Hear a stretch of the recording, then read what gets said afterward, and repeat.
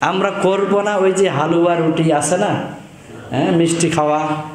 অনেকে ভাবে যে হুজুর কয় রাকাত নামাজ পড়বো? আরে ভাই, কোনো হাদিসেই তো নাই।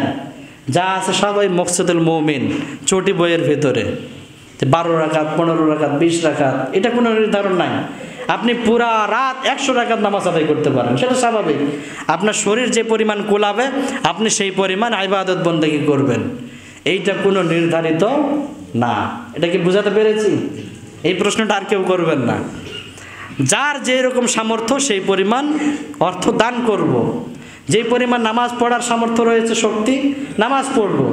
শক্তি কুলাচ্ছে না, বসে বসে কোরআন তেলাওয়াত করব, জিকির আজকার করব। তবে বেদাতি সুলভ কোনো আচরণ এবং কোনো কাজ আমরা করব না।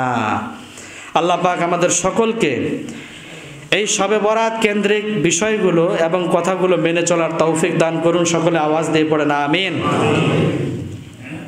যারা আমরা